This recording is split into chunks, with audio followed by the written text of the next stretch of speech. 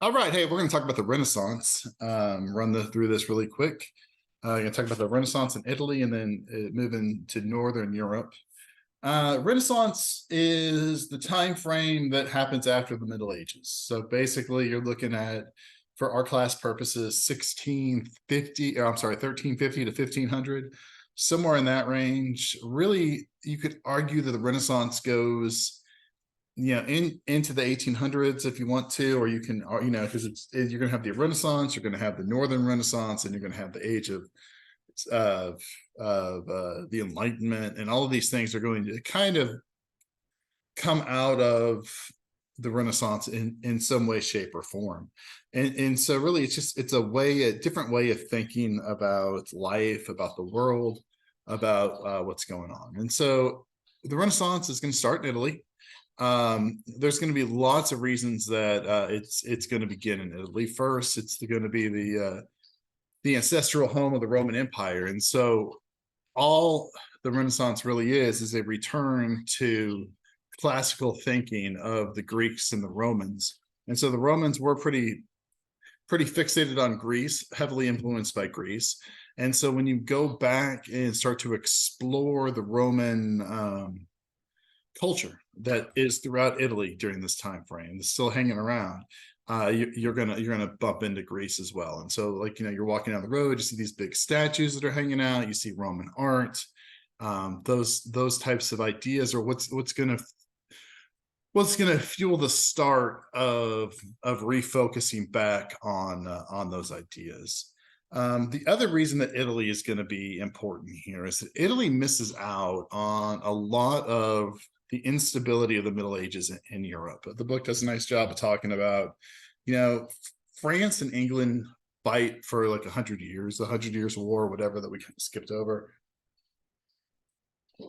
Leads to a bunch of political instability. The Holy Roman Empire is kind of at war with itself different times. Spain is at war between Christians and Muslims, and all of that's going on.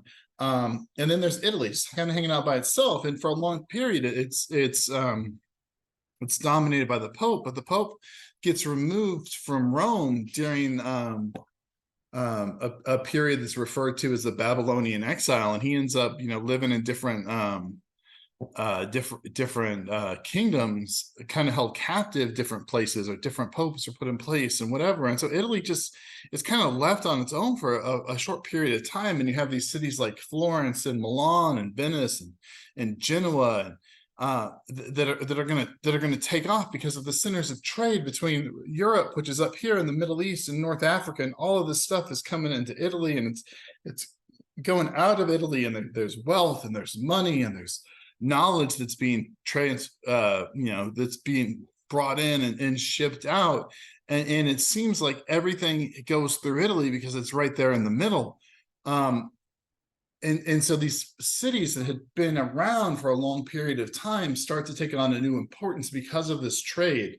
And some of this trade is kickstarted because of the Crusades coming back and forth, and whatever, but the trade is there, and it's rolling into Europe, and we're gonna have the Black Plague that's going to come about, and it's going to kill anywhere between 2/3 to 1/2 of the population of Europe. And it sounds like hey, like a horrible plague would cause trade to slow down, but really what it does is it opens up the idea of it opens up more wealth to more people, and so more people can get more stuff, especially like the nobles or whatever. Now they have to start treating the peasants a little better, but they also don't have to feed as many peasants, and so now all of a sudden you're going to have a surplus of goods in Europe that can be traded out, and it's going to kick up.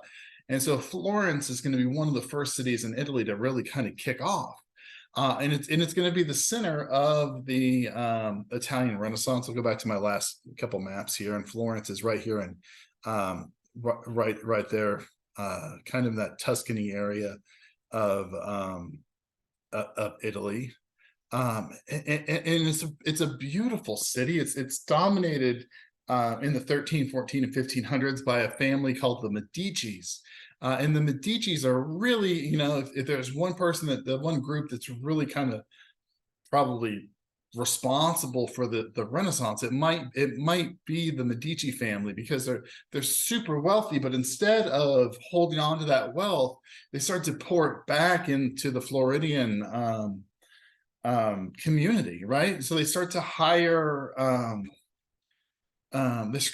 artists to create works of art, not just for themselves, but for the city itself. And so you start to see the Medicis become these great patrons of art, and you have artists like Botticelli that's going to create things like the Birth of Venus down here on the bottom, and they're gonna hire Michelangelo to do sculpting, and they're gonna have Leonardo comes in and does painting for them, and so like all these guys are making great art. But not only that, but the Medicis have a private art collection in their home, and they allow the artists to come in and hang out, and these artists look at the artwork of other artists, kind of like at a museum, and they like, hey, what are they doing there? And they're getting ideas, and they're talking to each other. It's a kind of a place where they can hang out and talk and start to develop new ideas. And so when this happens, these artists start to revert back not only to the ideas of Greeks and Romans, but they also start to kind of revolt a little bit of, in some ways, from the teachings of the church, because you have this period during the Middle Ages where the church is in control of not only is like all the learning, and the language is going to be Latin, and nobody speaks it, and everybody's focused on the afterlife, and you can't do something too good, because that would be a sin of vanity or pride, and so you hide a lot of things. And so like a lot of Middle Ages artwork is really flat and not very lifelike, because if you would make something too lifelike, it could be an affront to God. And so the Renaissance comes about, and it's a change back to this idea of humanism, the celebration of the human existence, and art begins to reflect that celebration. And so you start to see depth and detail put into the artwork that reflects on humanity, right? And so we come up again, we're focusing on this idea of humanism and the human experience and the importance of the individual, right?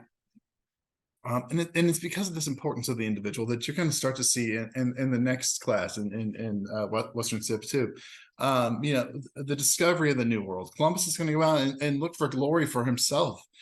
Because of this, Copernicus is going to discover, that, hey, the sun it doesn't revolve around the earth, and the earth revolves around the sun, and that's going to be the change. And so we get into that idea of humanism there again, right? Talked briefly just a second ago about the Black Plague that's going to, in a very short period of time from 1346 to 1353, like somewhere between 30 to 60% of the European population is going to die, and it really works. It really works out well for the common people that survive, because all of a sudden they're needed to produce food. And like before, there were more peasants, there was a higher percentage of workforce, and now all of a sudden you got that workforce is reduced by 60%, which is great, because like you're going to get paid more, but also you're going to see this situation where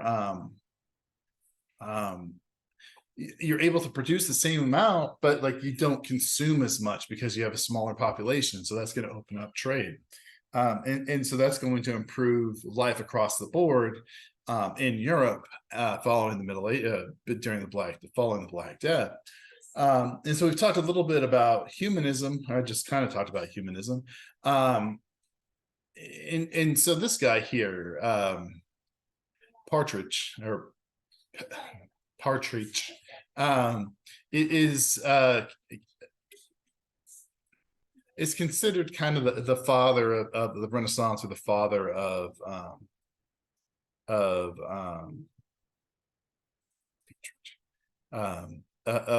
the humanist movement. I'm going to change his name again, because over time men grow. I'm going to call him Petrich, because I think that's how it sounds in my head. Anyways, he's going to be a monk. He's a monk. He's part of the Catholic Church. One of the things that you kind of got to realize, and we've talked about this before, is the fact that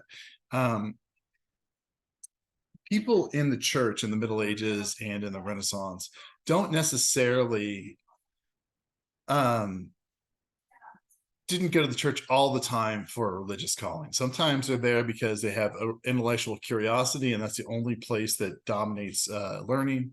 Sometimes they're from a higher class family or a noble family, and they're a third or fourth born son, and they don't have a place in society because the first one's going to be the heir, going to take over the kingdom. The second one normally joins the military. Third one either joins the church or the military. The fourth one, is kind of out there on his own. He's going to have to go out, and so he's going to join the church.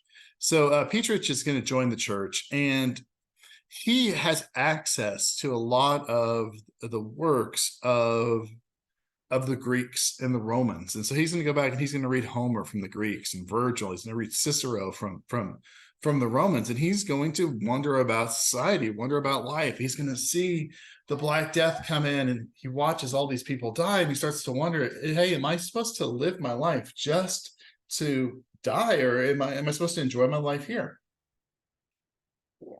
And his work is going to center around that question. He has a famous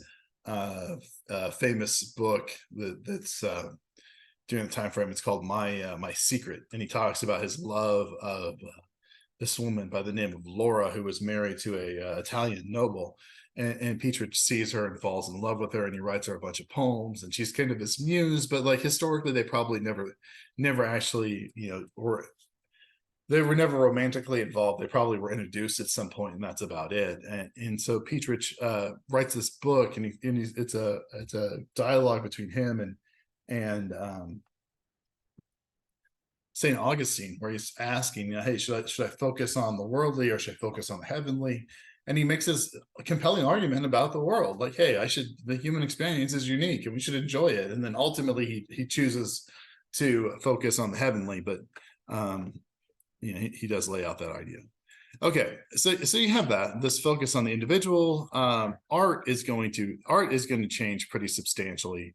We've kind of already talked about that. The fact that artists are going to portray humans in their full form, and then you're going to see some of the most famous works of art ever created during this time frame. The Sistine Chapel is going to be painted by Michelangelo. He's going to do things like the Pietà, which is the death of Christ. This is Mary holding her dead son. This sculpture, it's made out of one piece of marble. The detail that goes into it is pretty incredible. Here's Michelangelo's David, which is in I believe it's also in, I want to say this is in Florence, but I could be wrong. The detail of the veins and the body and the muscle tone and the celebration of the human figure. Donatello is going to be famous for doing life-size sculptures. During the Renaissance, you're going to see equestrian sculptures come back into vogue. And those had not been around for a long time. In fact, sculpture just in general had not really been a popular means of art, and it comes about. So Donatello is there. We have Mary Magdalene right here in wood. She's I like this. She looks like she's melting, and it's supposed to represent the sins of man. I believe this is Donatello's David here. We have that.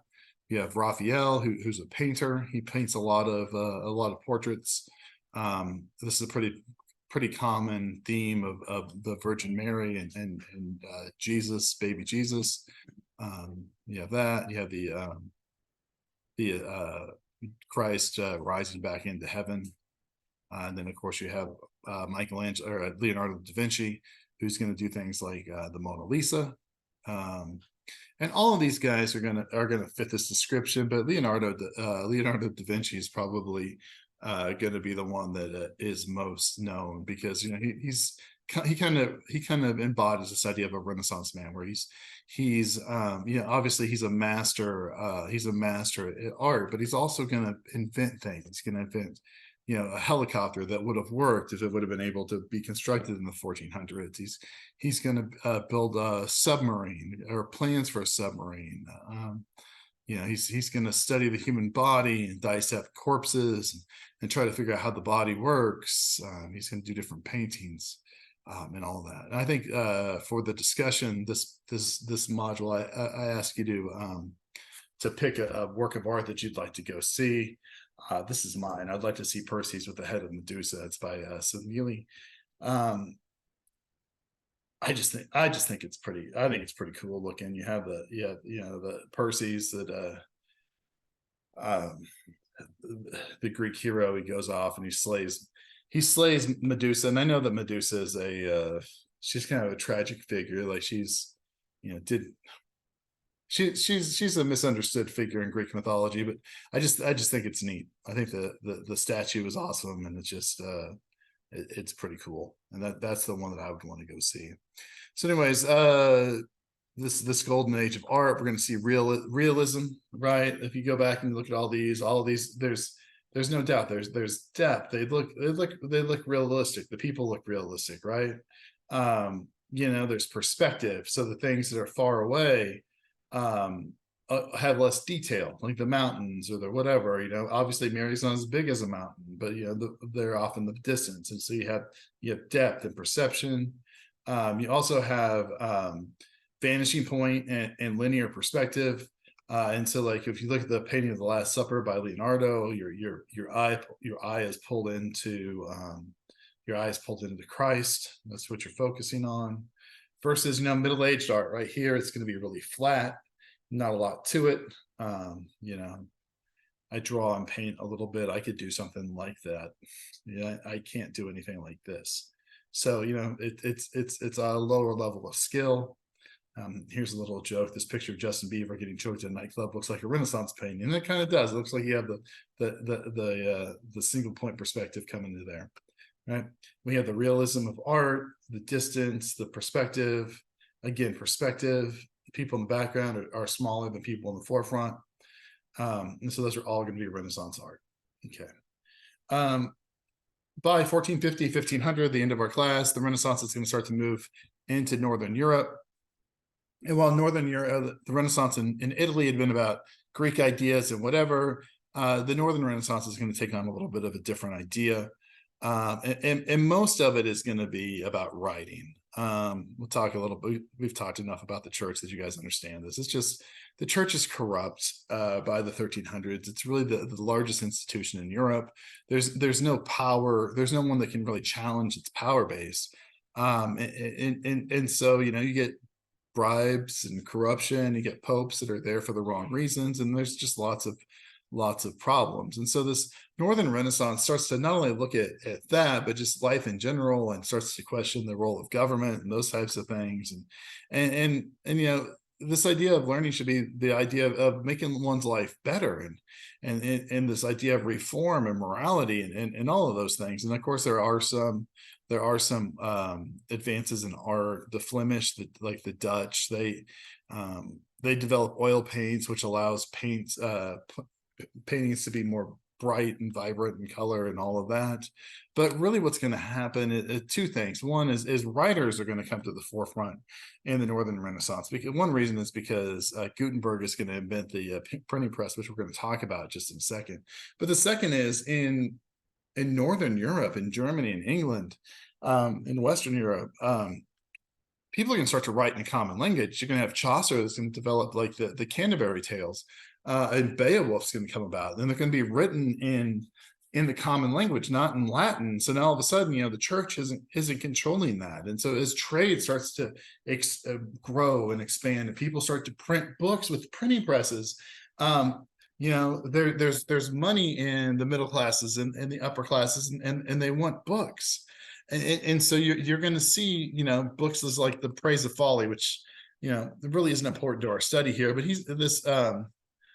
Hermas is gonna make fun of the Catholic Church, but he does it in a fun, kind of spoofy way, and he keeps his head. And Thomas More is going to write a book called Utopia, where he kind of looks at like this ideal, perfect society in which everyone works and there's no poverty and there's peace, unless you have to go conquer anybody else. And so at some point in your life, you'll probably run across that, maybe in a higher level history class or philosophy class. You might have to read Utopia. Don Quixote is going to write, or Don Quixote is going to get written, and talk about, kind of making fun of knights and this idea of chivalry and whatnot. And Shakespeare is going to be, really going to benefit from this on the back end. When, closer towards the 1600s, Shakespeare is going to come around and start to write plays and poems and sonnets, right? Machiavelli is going to write what's considered one of the first political science books with when he publishes The Prince.